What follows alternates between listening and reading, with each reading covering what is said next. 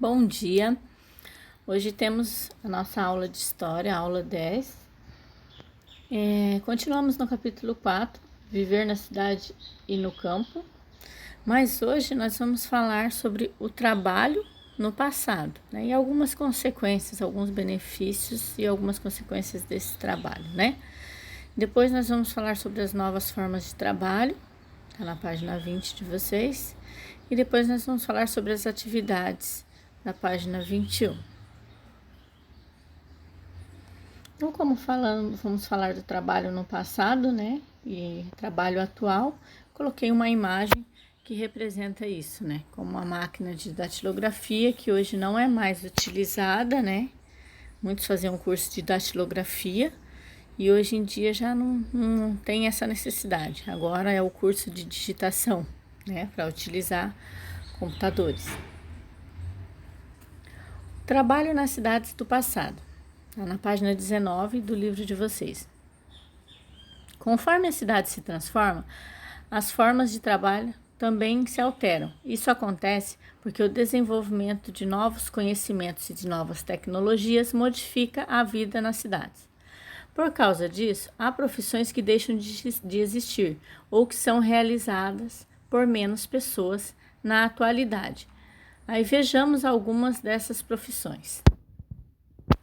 Aí aqui, nós temos aqui a telefonistas operando em central telefônica em São Paulo, no ano de 1973. Né? Então ali, há 50 anos, para realizar uma ligação telefônica, era preciso falar com uma telefonista, pois as ligações só eram completadas através delas. Na atualidade, com o avanço da telefonia, as pessoas realizam as chamadas sem intermediações, mas o trabalho da telefonista ainda é utilizado para distribuir ligações para diferentes pessoas ou setores de alguma empresa, né? Que às vezes nas empresas tem a telefonista para estar transferindo a ligação para os setores das empresas.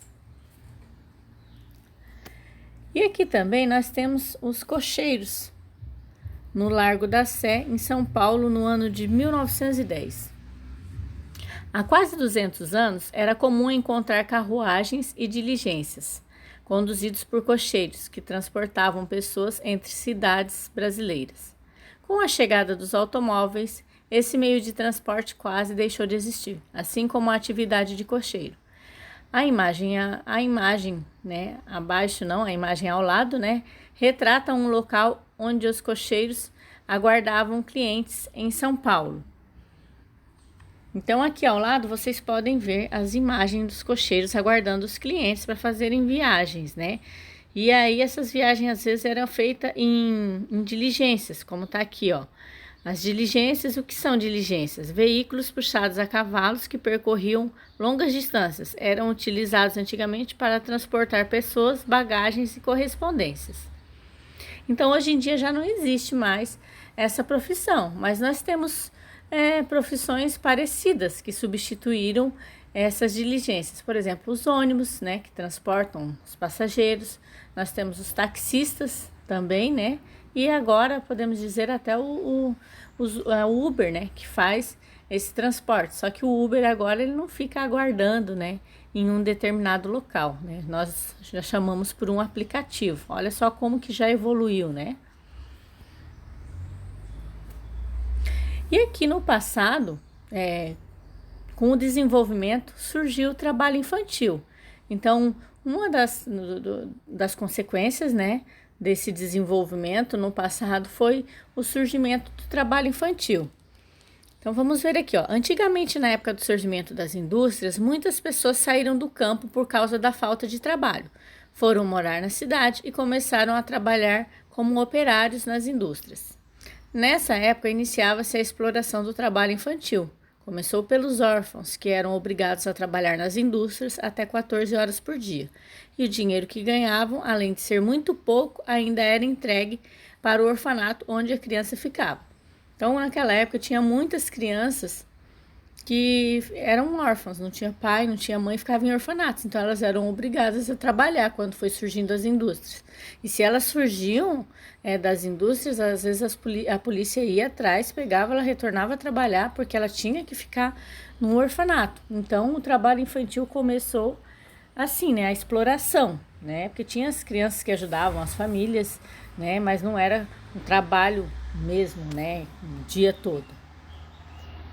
Então aqui, ó, depois foram as crianças que vieram das áreas rurais com a família, que começaram a trabalhar para ajudar a família, que também ganhava pouco trabalhando como operários, mas elas ganhavam muito menos que um adulto e acabou que alguns donos de fábricas acabavam dispensando o membro da família adulto que trabalhava na fábrica e ficava somente com a criança.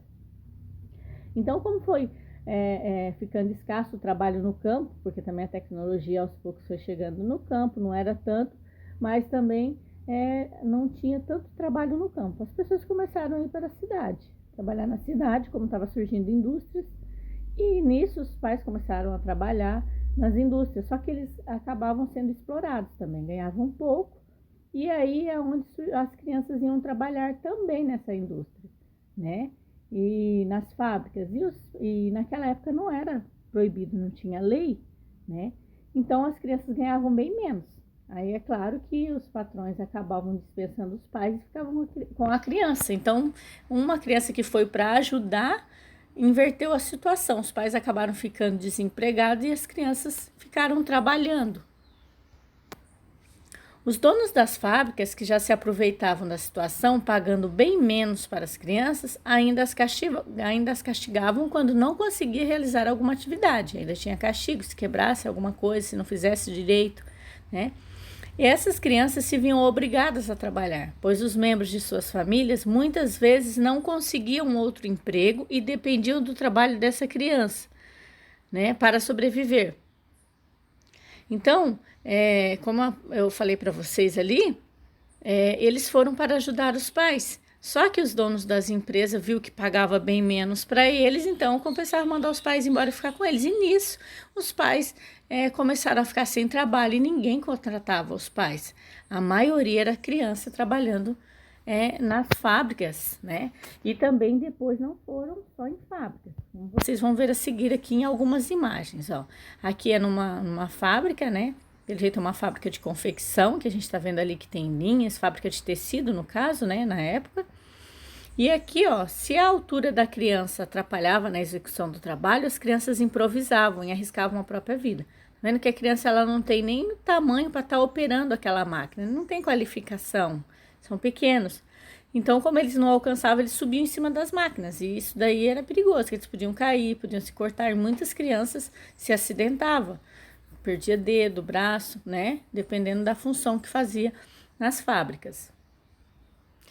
E também, naquela época, tinha crianças entregando jornais. Era comum naquela época. Mas, como se tratava de um trabalho que precisava ser muito cedo, algumas não resistiam ao sono. E aqui você pode ver uma criança dormindo com um monte de jornais. Então, elas tinham que entregar os jornais, né, para ganhar um dinheiro. Só que, como era muito cedo, era cansativo. Elas acabavam dormindo no meio da rua mesmo. E essas imagens aqui não são no Brasil, são fora do Brasil. Então, significa que o trabalho infantil não é só no Brasil. Quando surgiu em todos os países, né? Olha aqui, Rose, 7 anos, trabalhava o dia inteiro limpando ostras. Já era o seu segundo ano fazendo esse serviço que a impedia de ir à escola. Tá vendo? Ela trabalhava o dia todo, ela não tinha uma hora de lazer, ela não tinha, nem ia para a escola, era trabalho mesmo, igual um adulto. Aí aqui nós vamos falar do Estatuto da Criança e do Adolescente, né, que felizmente com o passar dos anos foram criando-se leis que proibiam o trabalho infantil, até chegar no Estatuto da Criança e do Adolescente. O ECA, né, como a gente chama, garante muitos direitos das crianças e adolescentes, mas eles também falam dos deveres, né, das crianças. Então aqui, ó, entretanto, muitas vezes ele é mal interpretado por algumas pessoas, né? Então, às vezes algumas pessoas interpretam errado o Estatuto da Criança e do Adolescente. Como assim? Aqui, ó, pois eles chegam a dizer que uma criança não pode ajudar os pais em casa. Isso não é verdade, pois faz parte do desenvolvimento da criança ajudar os pais em casa, fazendo atividades que sejam compatíveis com a sua idade. Então, quando surgiu o ECA, ele foi muito mal interpretado. E isso acabou sendo prejudicial, né? Porque às vezes as crianças, tipo assim, na idade, pode guardar os brinquedos, pode arrumar sua cama, pode ajudar a mãe a secar uma louça. Isso não é trabalho infantil, né? E quando surgiu, muita gente confundia, falava que isso também era trabalho infantil. E isso é necessário para o desenvolvimento da criança, para a criança aprender a se organizar, aprender a ter seu quarto organizado, porque quando ela crescer, ela precisa ter entendimento dessa responsabilidade. Então, por isso, o Estatuto da Criança e do Adolescente foi mal interpretado por muito tempo. E ainda é, dependendo da pessoa, né? Porque o trabalho infantil, como vocês viram, é muito diferente do que ajudar os pais em casa. Aí, no entanto, essas atividades, né, que é de ajudar os pais em casa, não podem atrapalhar o estudo e também deve haver um momento para brincar, ou seja, um momento de lazer, né, para a criança. E aqui, ó, pois até na Constituição esses direitos são garantidos. Então, na Constituição fala assim, ó, é dever da família, da sociedade, do Estado, assegurar à criança e ao adolescente, com absoluta prioridade, o direito à vida, à saúde, à alimentação, à educação, ao lazer, à profissionalização, à cultura, à dignidade, ao respeito, à liberdade e à convivência familiar e comunitária, além de colocá-los a salvo de toda forma de negligência, discriminação, exploração, violência, crueldade e opressão. Então, vocês viram que naquela época as crianças não tinham esse direito, eles nem iam para a escola, né? Os donos das fábricas até batiam neles quando eles faziam algo errado dentro da fábrica. E às vezes os pais não podiam falar nada, né? Então hoje as crianças têm esse direito garantido, educação, família, tem que ter saúde, né? Então tem todos esses direitos garantidos. Mas as crianças também possuem compromissos, né? Então todo mundo tem direito e todo mundo também tem seus compromissos, tanto os adultos como as crianças. No caso das crianças, alguns dos compromissos, né, é frequentar as aulas, estudar, cuidar da escola que estuda e etc. Também tem cuidar da saúde, buscar informações e orientações na unidade de saúde, por exemplo, adolescente, quando é maior, pode buscar orientações, né?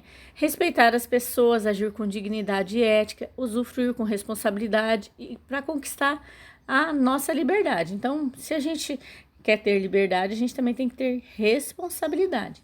Então, afinal, todos nós vivemos bem melhor quando nossos direitos são respeitados e quando cumprimos os nossos deveres. Então, nós temos direitos, mas nós também temos deveres, tanto os adultos como as crianças. É claro que são diferentes os deveres de um adulto dos deveres das crianças, mas todos nós temos direitos e temos também deveres, ou seja, compromissos que temos que cumprir. Agora aqui nós vamos falar das novas formas de trabalho que existem hoje, está na página 20 do livro de vocês.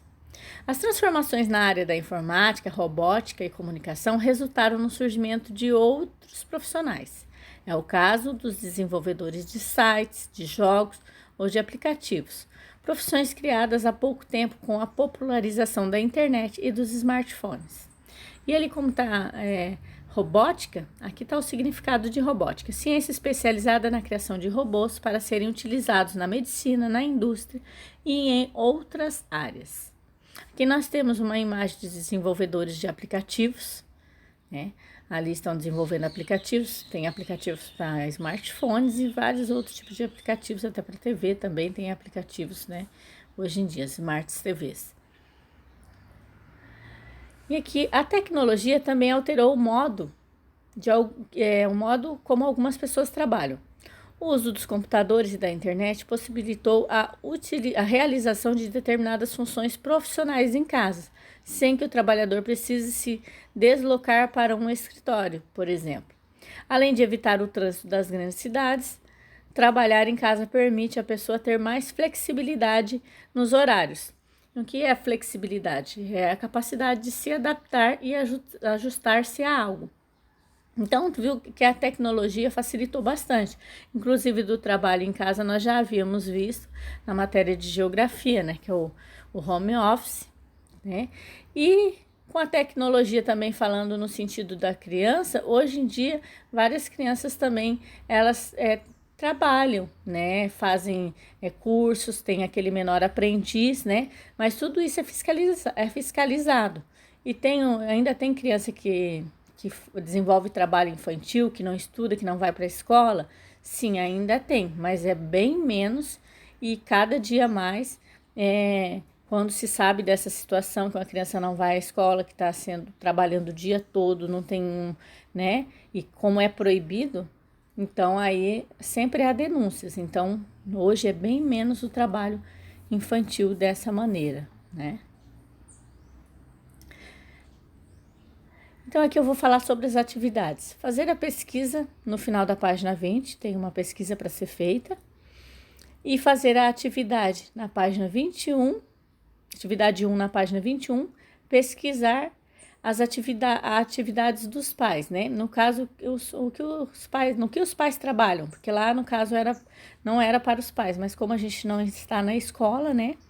E depois fazer a atividade na página 21 também, escolher uma pessoa da família para fazer uma pesquisa sobre atividades que ela realiza. Siga o roteiro de perguntas do livro. Então aqui também escolheu uma pessoa da família para fazer as perguntas, né? Era para ser um profissional da escola, mas como não está na escola, e lá tem umas perguntas para fazer. Então é essa atividade. Agora aqui, ó, as atividades 2, 3 e 5 da página 21 não há necessidade de fazer, porque era para fazer com a turma, para colocar no mural da escola. Como nós, infelizmente, não estamos na escola, então vocês vão fazer somente a atividade 1 e a atividade 4 e ainda teve uma alteração ali que vocês vão fazer com a família, tá bom? Aqui são as referências, né, que o prof colocou de alguns assuntos que eu acrescentei ali para a gente entender melhor. E aqui uma mensagem para vocês: façamos o bem a todos, né? Está em Gálatas 6:10 na Bíblia. Um dia abençoado para todos vocês.